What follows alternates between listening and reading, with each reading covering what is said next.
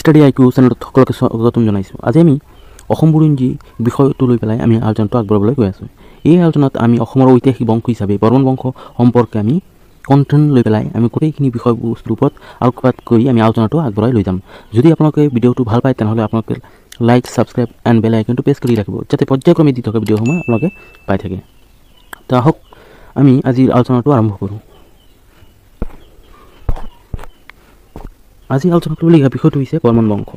এই বৰ্মন বংশ কেতিয়া কি হৈছিলে, অসমত প্ৰতিষ্ঠা লাভ কৰিছিলে, আৰু এই বৰ্মন বংশ কেতিয়ালৈকে এই সাম্ৰাজ্যবাদ, তেওঁলোকৰ যে বৰ্মন বংশ সাম্ৰাজ্যবাদ, এইটো কি হৈছিলে, চলাই গৈছিলে। এইটো হ'ব 350 পৰা কি আছিলে 650লৈকে, অৰ্থাৎ 4ৰ্থ শতিকাৰ পৰা আৰম্ভ হৈছিলে আৰু কি হৈছিলে সপ্তম শতিকালৈকে কি হৈছিলে চলিছিলে।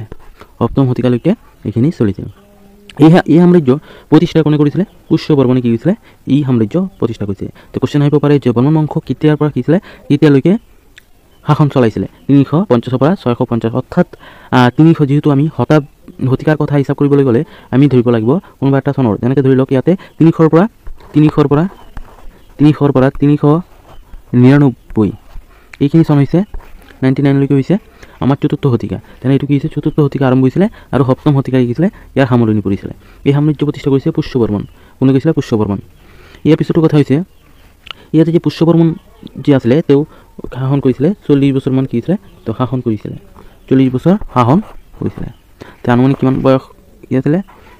40 বছৰ। ইয়াৰ পিছতো কথা হৈছে এই সাম্ৰাজ্য কি হৈছে কামৰূপ ৰাজত্ব কৰিছিলে। এই বংশ সেই সময়ত কি আছিলে গুপ্ত বংশৰ সমসাময়িক আছিল। এই গুপ্ত বংশ ক'ত আছিল? দক্ষিণ ভাৰতত। ক'ত আছিল? দক্ষিণ ভাৰতৰ ৰাজ্যসমূহৰ মাজত কি আছিলে তেওঁলোকৰ শাসন চলি আছিল। এই গুপ্ত সাম্ৰাজ্যৰ 4ৰ্থ নং মানে 4 নং যি আছে ৰজা আছিলে সমুদ্ৰগুপ্ত। এই সমুদ্ৰগুপ্ত এলাহাবাদ প্ৰশস্তিত কি আছে এই বৰ্মন বংশ সম্পৰ্কে বিভিন্ন কি আছে তথ্যপাতি যোগ্যতা আছে। যিয়ে নহওক তেনেহ'লে আমি গম পাম যে কি আছে যে আমাৰ যে অসমত যে বৰ্মন বংশটো প্ৰতিষ্ঠা কৰিছিলে সেই বৰ্মন বংশটো ভাৰতৰ আন ৰাজ্যসমূহৰ লগত কি আছিল বিভিন্ন সম্পৰ্কত কি হৈছিলে জড়িত হৈ আছিলে। কেতিয়াবা কি হৈছিলে যুদ্ধৰ সামৰিক ক্ষেত্ৰত নাইবা বৈবাহিক ক্ষেত্ৰত নাইবা বিভিন্ন কূটনৈতিক ক্ষেত্ৰতো আমি বিশেষ গুৰুত্বপূৰ্ণ বংশ হিচাপে আমি বৰ্মন বংশৰ কথা আমি বিভিন্ন ভাৰতীয় ৰাজনীতিক ইতিহাসৰ লগত জড়িত হোৱাৰ পৰিচয় আমি পাইছোঁ। ইয়াৰ পিছতো কথা হৈছে যে প্ৰাচীন অসমৰ প্ৰথম বংশ হিচাপে কাক জনা যায় যদি সুধে তেনেহ'লে কি ক'ব লাগিব? বৰ্মন বংশ।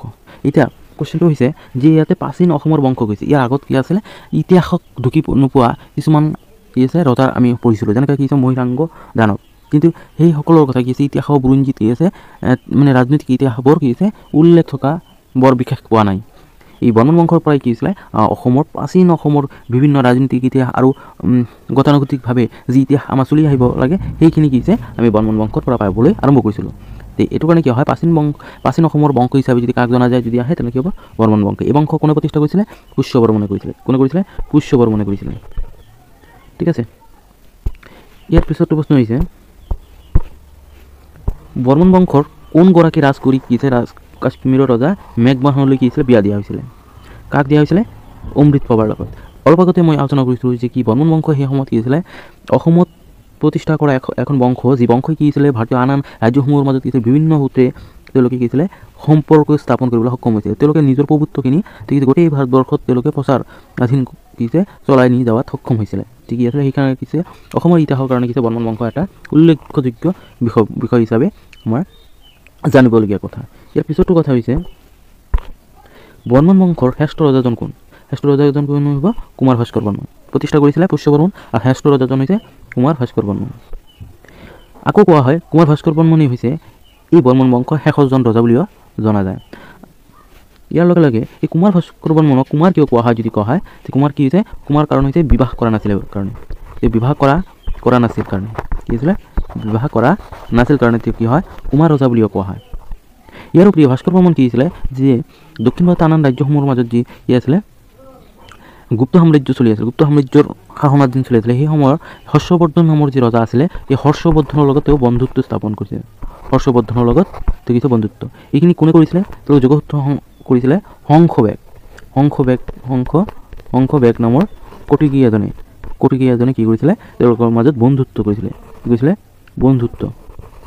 বন্ধুত্ব কৰাইছিল।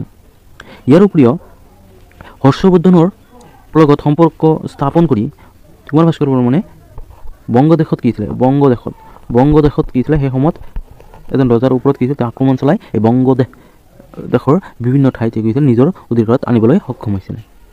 এইখিনি বৰ বিশেষ প্ৰয়োজনীয়তা নাই যদিও আমি পিছত বিষয়ে আলোচনা কৰিবলৈ যাওঁ।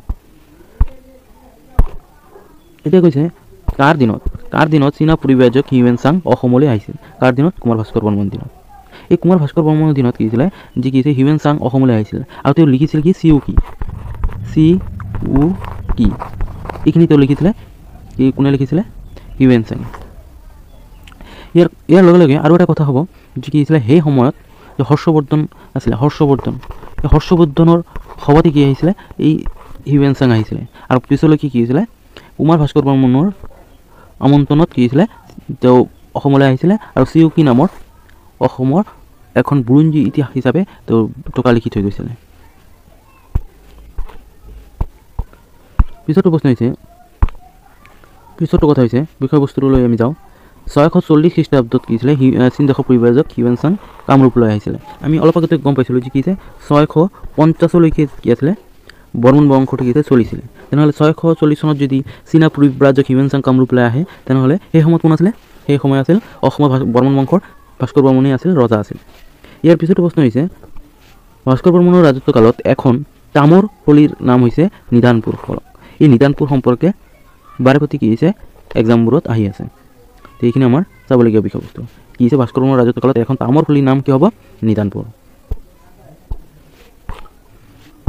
কামৰূপত বৰ্মন বংশৰ প্ৰতিষ্ঠাতা কোন আছিল? কামৰূপৰ বৰ্মন বংশৰ প্ৰতিষ্ঠাতা কোন আছিল?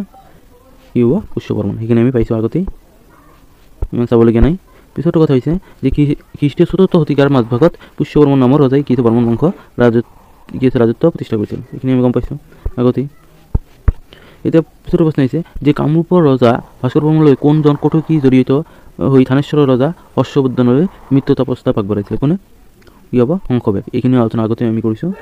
এতিয়া কামৰূপৰ ৰজা ভাস্কৰ বৰ্মনৰ কোনজন কটকী কি হৈছিলে জড়িত হৈ থানেশ্বৰৰ যি ৰজা আছিল হৰ্ষবৰ্ধনলৈ কি হৈছিলে ভাস্কৰ বৰ্মনৰ মৃত্যুতা স্থাপন কৰিছিলে? শংখবেগ। কি আছে? ৰাজ্যৰ ৰজা আছিল। কি আছিল? কনৌজ ৰাজ্যৰ ৰজা আছিল। ভিডিঅ'টো চোৱাৰ বাবে সকলোকে ধন্যবাদ জনাইছোঁ। যদি বিষয়সমূহ ভাল পায় তেনেহ'লে আপোনালোকে লাইক, ছাবস্ক্ৰাইব এণ্ড বেল আইকনটো প্ৰেছ কৰি ৰাখিব যাতে পৰ্যায়ক্ৰমে দি থকা ভিডিঅ'সমূহ আপোনালোকে পাই থাকে।